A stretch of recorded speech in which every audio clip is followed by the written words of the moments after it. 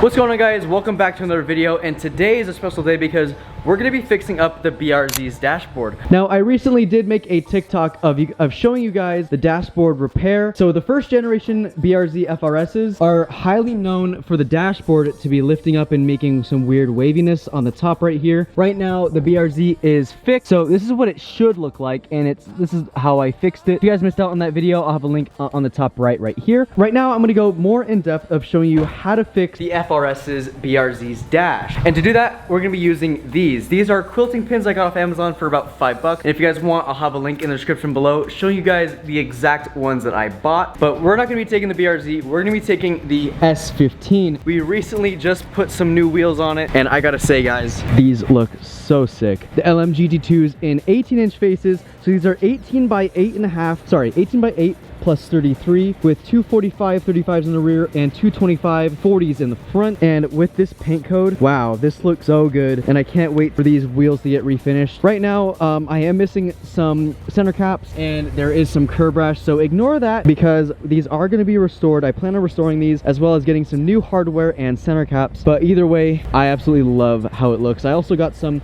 Nismo lug nuts to go with it as well.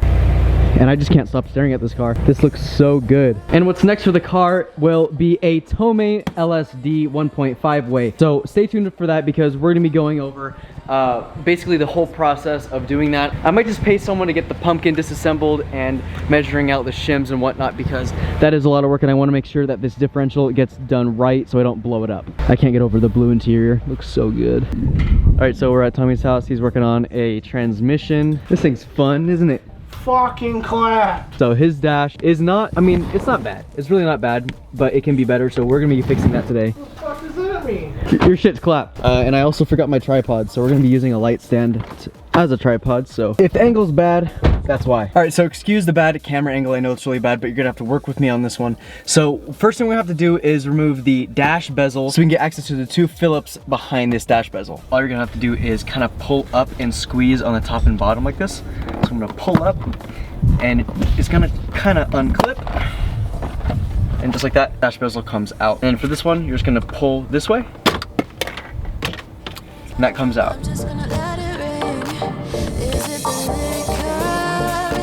Like, take your finger, probably right there. Just so it's level? Yeah, just like the perfect OEM gap. So only put it in here? Yeah. You want it only here? I'll try to make it even. I'll try not to make it like super flat. Yeah, because OEM was never flat. It was literally just because if I push it down here, then it's gonna pop up this side, so yeah. I'll try to make it even. Okay, so we got the two Phillips out. Now all we're gonna have to do is put our big meaty fingers in here and just pull it like that.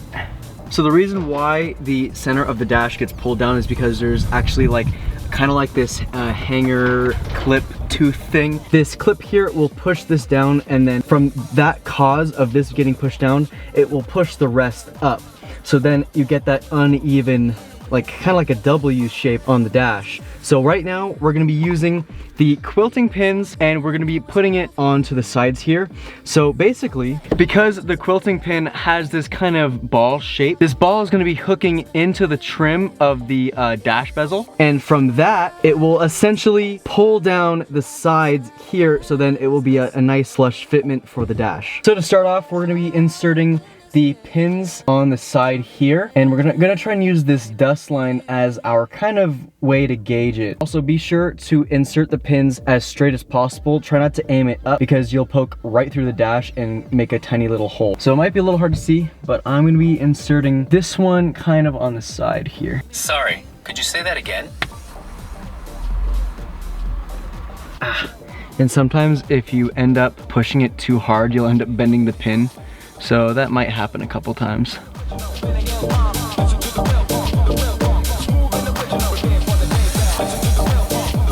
Okay, so right now we're gonna be using this as kind of like a test fit. I'm gonna be putting this back in and seeing kind of where the dash is gonna be sitting afterwards.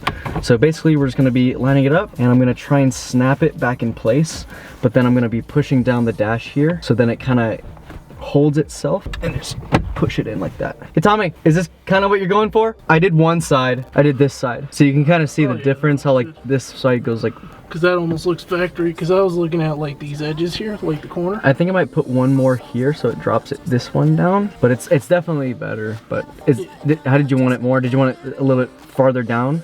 Just a little bit more here? Not necessarily, because this side looks like it dips too far down. This side? Yeah. Okay, so I'll remove one and put it back in. What about here? Because I like this. This is perfect fitment right here. That's what you want? Yeah. So, okay, so I'll remove this one so it pops up a little bit. So basically what he was saying, this side was dipping too low because I had these pins too high. So basically, I'm resetting the pins lower so that this goes higher, if that makes any sense. So then the trim will clip on and kind of grab onto the quilting pins here. So then it'll kind of push it lower. So you can see this one, the way it's rotating, it's bent. So I'm gonna take this one back out and we're gonna go ahead and reinsert it right where it was. It's a little hard to see, so I'm trying my best to show the camera. And I'm also gonna test fit one more time to see how this side looks. Sometimes the quilting pins, it's gonna be kind of finicky. So I'm gonna try and push the dash down as I push it in. Like that, perfect.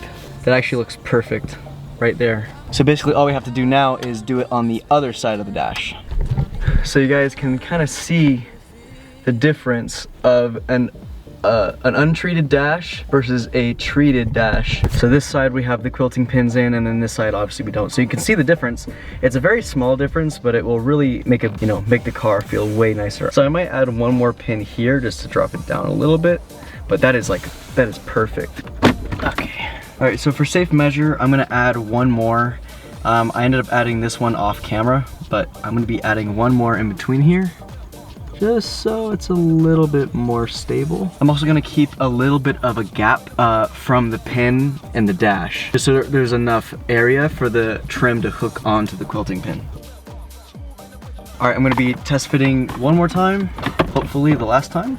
I'm gonna push up, pull down, and push it in. All right. Sick.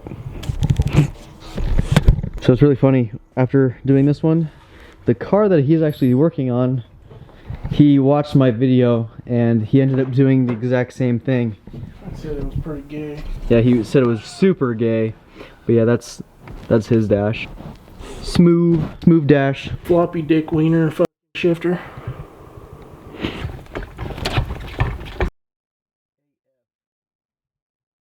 Alright, that's gonna have to wrap it up for today's video, guys. Thank you guys so much for watching. And if you guys want any more BRZ tips and tricks, be sure to let me know down in the comments below, and maybe I can fix a couple more things with first gen BRZ. But like I said, guys, I'll have a link in the description below with the quilting pins that I used for my dashboard as well as Tommy's dashboard. And I gotta say, guys, before and after, for only $5, the dashboard looks way better and it looks way more aesthetically pleasing in the interior of these cars. And I gotta say, guys, the interiors of these cars look really well for their age. It's like they're only 12 years old. They would still look really good brand new. So having the quilting pins in the dashboard really helps, especially with that line on the top of the dash. This looks really good. So that being said, guys, thank you guys so much for watching, and if you guys want more BRZ S15 content, be sure to click that subscribe button and click the bell so you can get notified of every new video that I publish. With that being said, guys, we'll see you in the next video.